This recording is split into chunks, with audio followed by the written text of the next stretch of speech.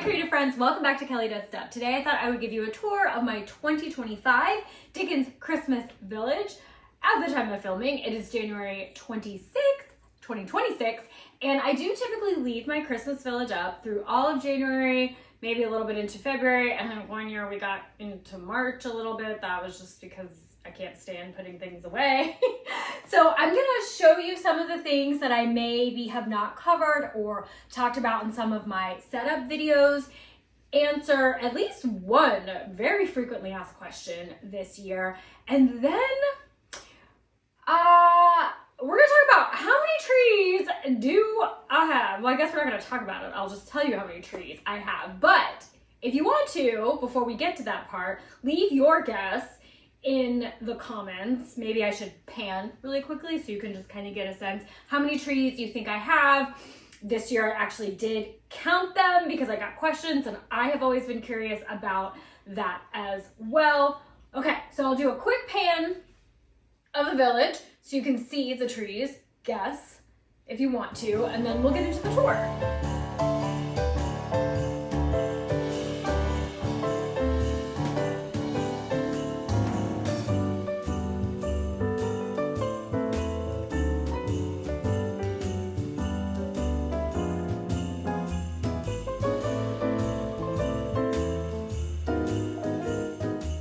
This year, if I counted correctly, I was able to put up 104 buildings. My collection is maybe around 110-ish, 112, you know, it's always changing, always growing, so it's kind of hard to keep track. I was actually very surprised that I got over 100. I didn't even think that I would get to 100 this year because of the mountain, and I have done videos on my first ever Christmas mountain. So that obviously takes up a lot more space than just kind of how I typically set up that area of the display. So I thought we were gonna lose a lot of like real estate. I'm not even entirely sure how we fit 104, but I was very excited about that. So my village, we've got the mountain back here in that corner. And I don't know why it kind of makes sense to me to start in a corner for setup and then kind of work left and then right. I went this direction this year. So my sections are, we have the mountain area, then we kind of start to come down the mountain. We have what I kind of started to call the cottage area. Maybe this is like the lower hills area. Little bit of a water scene. I do have videos on setting this up if you're more interested in that. Little bit of a town, a mini town, not really like a town, just a quick little shop. So we got churches, a church. Then we come in to a little bit of like a park area. We've got a skating pond. We have another church. This is kind of park, sort of. And then over here, we've kind of got some school area, more cottage. Oh no, why aren't you on? I feel like that bulb has been really funny this year. And another church. So that's 3 churches so far. And then over here have a new-ish kind of town area. 2 little buildings, this kind of center point of a tree. This little entryway here, love that. All right, and then the next area that I set up is my town center. And I did a video on this as well. These are kind of your shops, restaurants, theater, hotel. I like to do a center staircase. And then what you haven't seen as a setup is the continuation of the town center where we've got Victoria train station. And like I said, I have not done a video. This is actually the last section that I set up. It's always a question mark. Am I going to do it? How much time is left in the season? Spoiler alert, this year, I actually set this table up after Christmas. So the time left in the before Christmas season was over, and I decided I still wanted to feature these buildings, set them up. So I did, which was great because I actually for Christmas got this piece, the Kingsford Rug Merchant. And typically when I get pieces for Christmas, I don't get to set them up until the next year, but having this section right here of my town center, having this section set up after Christmas, I got to display a Christmas present this year. So back here, all of this is on a 6-foot table. Then I add a 6-foot table in front. So if you're wondering about the setup, we have 6-foot table, 6-foot table. Where the mountain is, we have a 6-foot table that goes along this wall and another 6-foot table that goes this way. Then, try not to make you dizzy, woo, swing around. Then back here, which we'll get to, this area, I have a 6-foot table that goes along this wall. Now, let's back up for a second. I'm trying to do this in an order that makes sense. So that means kind of slowing my brain down. My brain kind of goes at warp speed here. If you're familiar with my Halloween setup, you know that I also set up on my dining room table, and I have another folding table that goes in front of that slider over there. The dining room table is way moved out right now and the chairs are pulled out so that way I can walk around and show you everything. So I really do have more room in my dining room to set up more buildings. So let's remember that, Kelly. We can go even bigger. All right, let's get back to it. So I will show you this area, this additional kind of town center. We've got Victoria Station over here. This, I wanted to do a different road right here than I have done in this part of my town center and then this area of the town center. I have a video where I have talked about knocking trees over. That's not a surprise. I have a video where I did kind of talk about some different types of road. So this road right here is a fabric-y cobblestone. It is by Department 56. It is retired. I have seen it on eBay, Google, or eBay-ish, whatever, search. Fabric cobblestone. This road right here, I got it after I made that video, which is why I didn't talk about it. I hadn't had it yet. I got this at Michael's. It's Lemax, and it's a single roll. It kind of almost just happened to be a perfect sheet. And I like that we had a little bit of a switch up for Victoria Station right here. I have it elevated on some foam. This is EPS foam. I will talk more about the foam in a minute. So that's 2 inches up from this level. I kind of wanted to set it off a little bit. So I used Department 56 walls. I did some lighting around it. Lots of trees, of course. And a train. So this is the train, the Department 56 train. It, of course, is not a moving train. I would love to do a train one day. I've never done trains. I'm a little bit intimidated by them. It seems like a lot of I don't know, precision, electrical work, a lot of things that could frustrate me. I would want a train that fits in with kind of the Victorian theme of Dickens. If anybody knows about that, let me know. I knocked over some trees here, so I'm gonna move those. This typically has a little bicycle guy.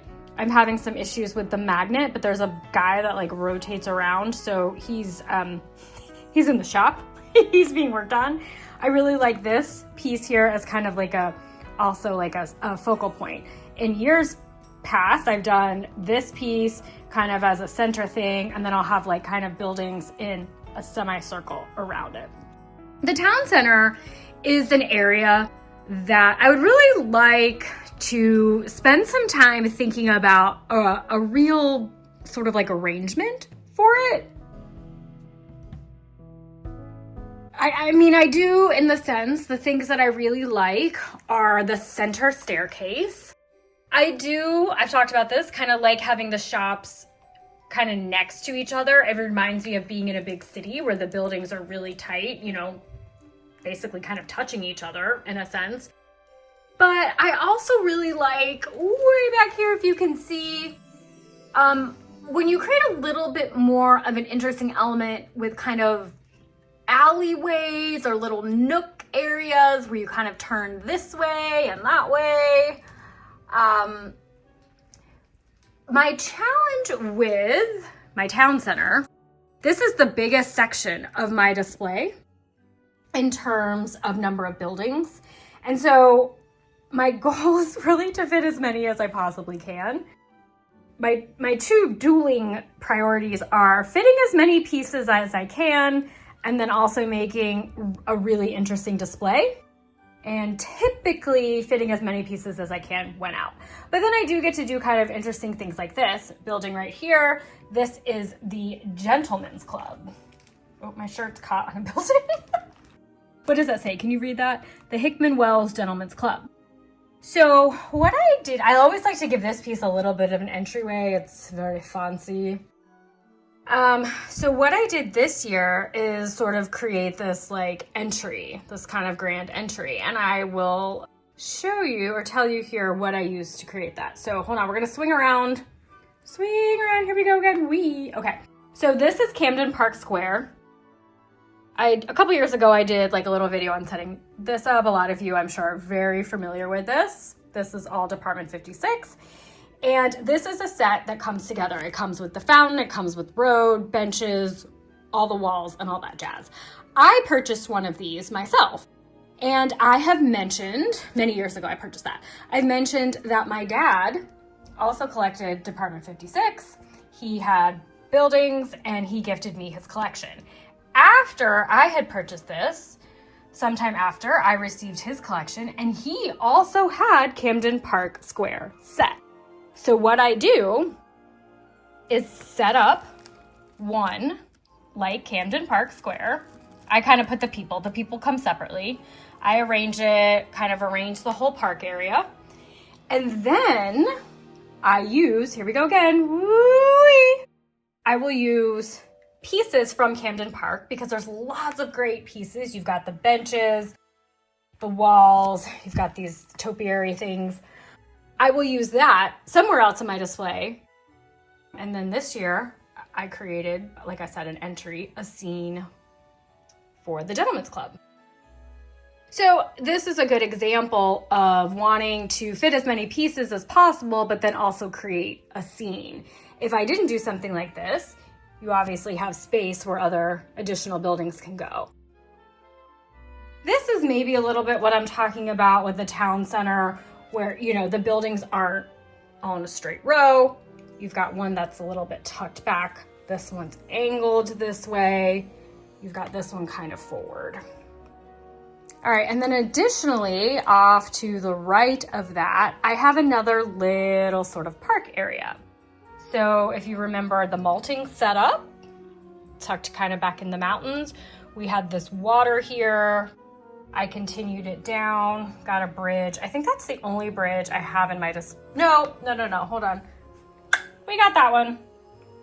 Swing around again. Are we seasick? Are we nauseous? Okay. I love having bridges. I think it just adds such an element to a scene. So we have the maltings, we got the water, the bridge that kind of comes into this park area. We've got a guy doing a puppet show. And then we have another church. So this is church number 4 for those who are counting. This is where stuff gets a little bit crowded. We've got this building kind of hidden, tucked away back there. All right, so the next area I set up after the town center is I go into this seaside section. I did not do a video on this section this year because it was pretty similar to what I did last year. In fact, I think last year was better. So if you want to see the setup for my seaside section, check out last year's video. And many of you might remember from this area, we did the dock that wasn't a dock. We were kind of scrambling to do a setup. I actually do really kind of like this. I would like to put this in an area where you can see more of it when I've got the whole display set up. You can't see any of this. So up here we have, I think that's the Brandon Mill back there. I don't know why that's not turning. It should be, but I did a little bit of like a waterfall coming down, put lights behind it so that way you can see it in the dark. And this whole back section, everything here is just set up on coolers. White styrofoam coolers that you can get from the grocery store, probably a gas station. And this is sort of a kind of a quick, fast area. In fact, this whole table was, I hate to say thrown together, but it was. I did this the night before Christmas Eve because it wasn't finished. And I did want to kind of go into Christmas with a finished looking display. And then we come through to this area, and this is kind of like a mishmash. We've got another park area, and we have things like chestnut vendors. We've got this Abbey Lane chocolate carriage I have in here. It does not fit. I did not have room for it next to the Abbey Lane chocolates. So here's a reminder that you don't have to put the carriage that goes with the building next to the building, because you know what? He's obviously free delivery. He's out making a delivery. So you can fit those things in other parts of your display.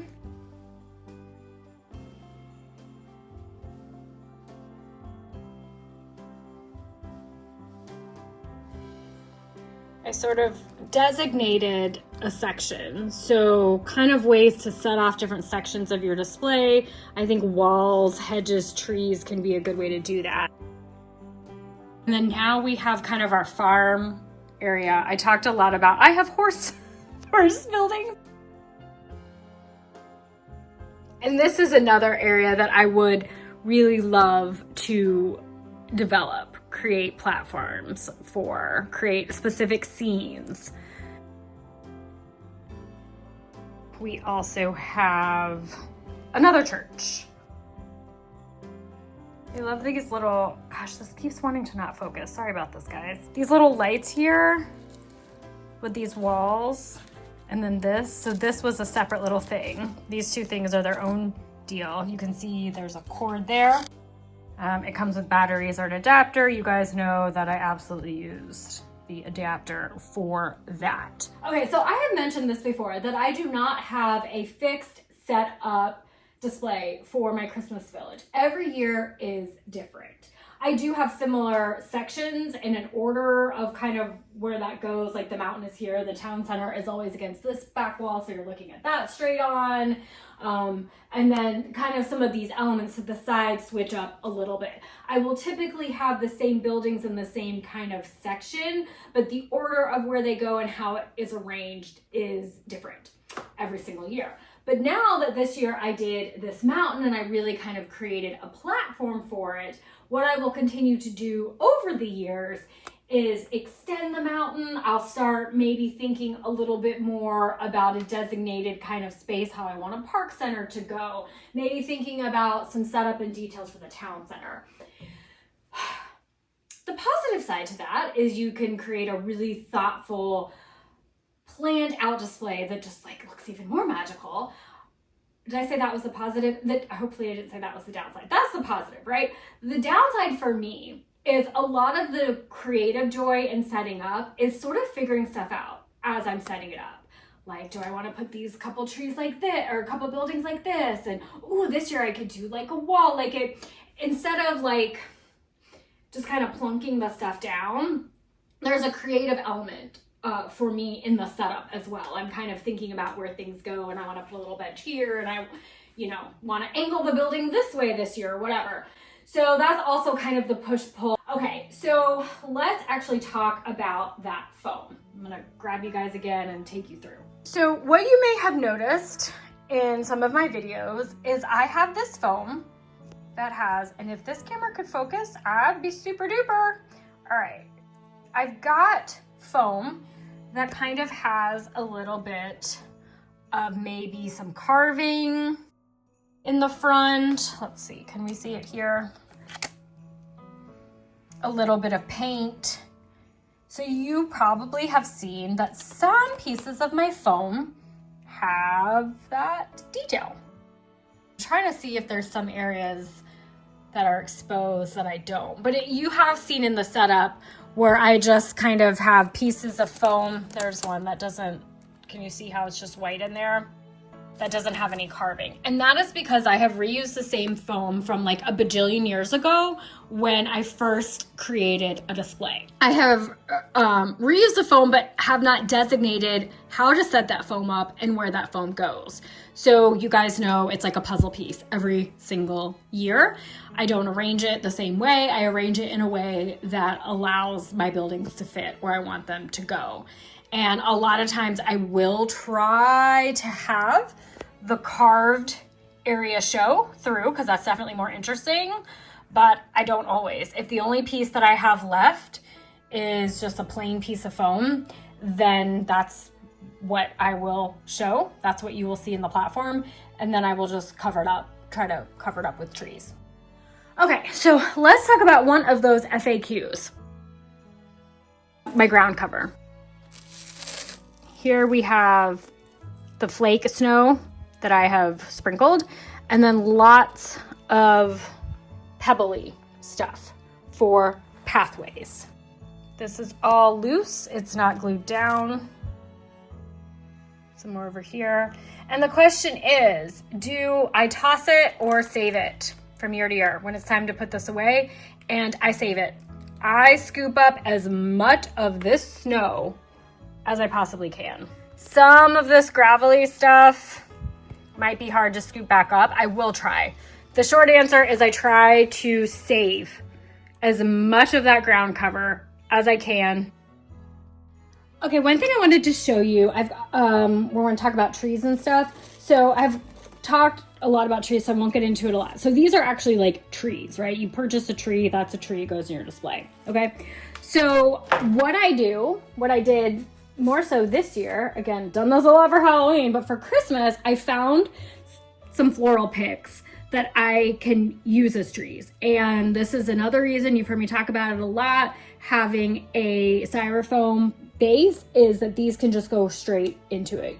You could, of course, create stems and branches or not stems, what am I talking about? Trunks. You can create trunks if you want. You could put multiple ones together, but where'd you go? I think this works really great as a tree back here. And they've got a little bit of these gold berries to it and a little bit of shimmery iridescent kind of snow on here. And typically in my Dickens Village, I don't go for as much shimmery whimsy. I feel like these are a little bit more like whimsical versus, these. But then I'm like, this also kind of looks like there's ice or frost on a tree. And let me show you kind of a little bit of the finishing touch, and then also the not finishing, not glamorous, kind of ugly part of the village. All right, so look at that. All right, so what do? I cover my table with sheets. These are they're either queen size, king size, white sheets. And that's what kind of drapes down. I do try to make it even, which I did not. All right, so here's my sheet. I often try to not have this edge of it show, but clearly I did this year. And then if I'm feeling so fancy, I will try to have another sheet or have something here that goes all the way down. That's the goal. We want to cover all this stuff up. But am I in frame? I hope so. It's pretty much just me and my husband at this house. Like, sometimes friends come over to see it. Most people don't really even see this in person. So if this looks ugly, I don't look at it, because you guys know what I say. If you don't like it, I don't look at it. Also, by this point, it's like kind of the end of the season, and I'm just sort of like, oh, okay, we got it up, let's enjoy it. This year was particularly, I don't know if you guys noticed this like I did, but they like cut December in half. I mean, they told us there were 31 days, but I think we really had like 15, maybe 12. And so we just like, there was no time to like cover up your cords. So the other thing I do, probably the very, very last thing I do is this is just some garland, regular old garland. And I put this all the way around kind of to finish it off. And also I really like that there's some lights. So it's lit garland. You could get regular garland, put lights. You could just put regular lights. And I will either use safety pins and safety pin, around the garland attached to the sheet, or floral picks. Here's a floral pick, goes right into the foam, you stick it in place. And then this side area, and you'll notice it all the way along the front, is really nasty, ugly, just foam. Blech, it's just foam there. And so I get, once again, floral picks, and you can pull off a lot of the individual branches, and I just use, no, what am I talking about? Like, so okay, wait, rewind. Okay, so are these called floral pins, floral pins to use for the garland and to use for these pieces from the floral stems. Breathe, roll it back, Kel. Okay, so I get a big or some sort of floral stem that has lots of little branchy things, and then you can just pull them off, and then I use my floral picks and we stick them in here.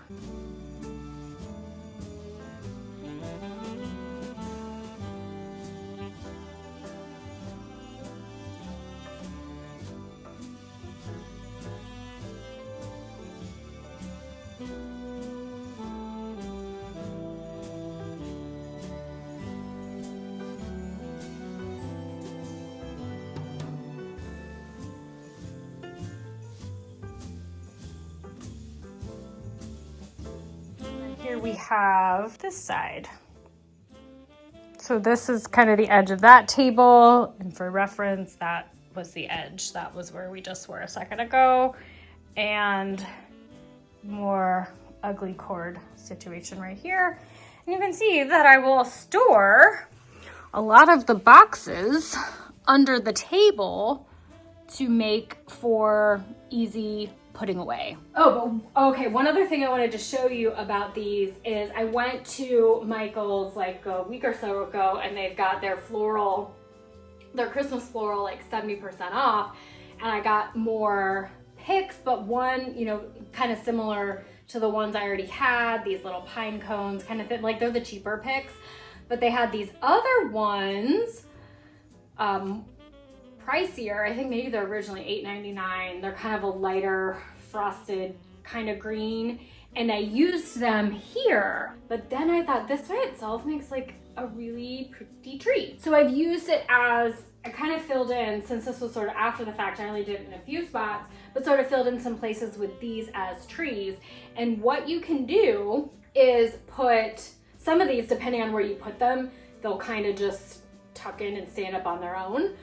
But if not, because you're pulling them off of the bigger stem, they've got that little hole there, you can just put like a little, break off the end of a toothpick and put, you know, insert one end of it in here and then the other end down and just stick it right into your foam. And so this is a great way to add additional trees.